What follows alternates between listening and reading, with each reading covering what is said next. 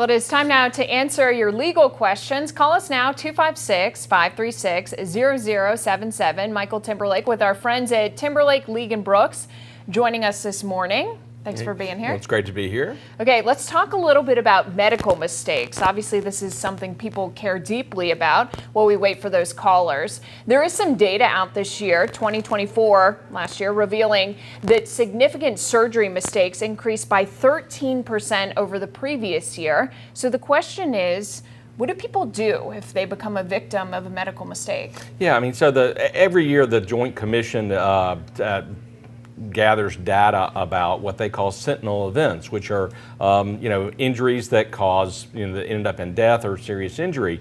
And what they saw is there's a 13% increase in 2024, and these aren't like minor mistakes. These are wrong site surgeries, wrong patient surgeries, wrong procedures, and wrong implants. So certainly this data is very, very concerning in terms of what we're seeing in the healthcare profession. Again, this was probably these are mistakes that there are methods or there are procedures that allow for to avoid these types of mistakes, with a timeout, with a to check the patient before you do a procedure to make sure you're doing the right side or doing the right location. So this is very concerning data.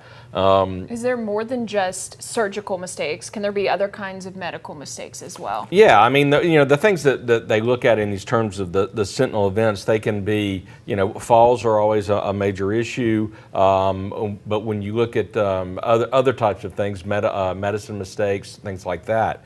And in Alabama, we've got a specific act that governs, claims against healthcare providers. It's called the Alabama Medical Liability Act. And simply because something bad happens doesn't necessarily mean that you have a claim for medical malpractice.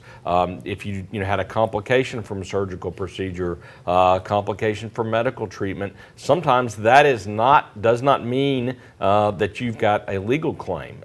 In order to pursue the claim, we have to have some significant evidence of the doctor did something unreasonable. Is there any kind of time limitation on these things? Because sometimes people don't find out until, I would assume, years down the road if you've come up with some kind of complication from a surgery. Yeah, absolutely. So Alabama has the Medical Liability Act is one of the few provisions in Alabama that provides for what we call a discovery rule. So typically the time frame is 2 years from the date of the injury, the date that the surgeon or doctor caused you harm. You have to file a complaint within 2 years of that date.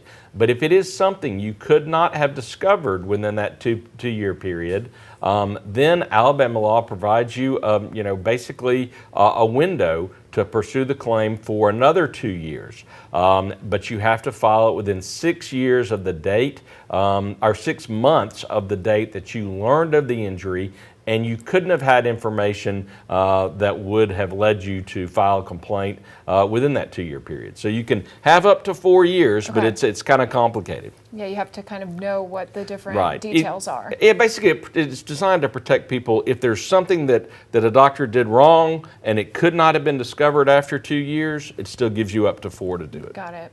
So, all right, do we want to try to get this text message that came Yeah, in? this was somebody, same or similar type thing, is like, how long do I have to file a personal injury claim in Alabama? And how long does my attorney have to get the case resolved?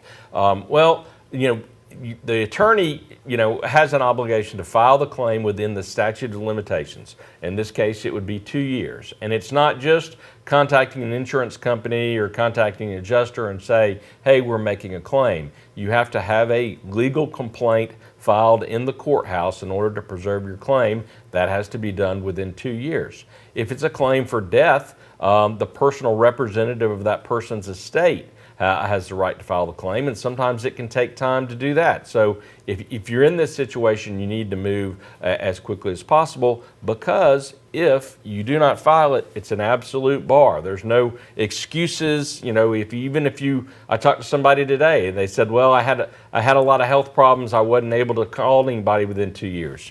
It doesn't matter. Yeah. All right. Well, remember, you can always call our friends over at Timberlake, League & Brooks. Thanks so much for joining us. Always helpful information that we get. And we have a blog. If you need more information, you can always look that up or give us a shout. All right, thanks so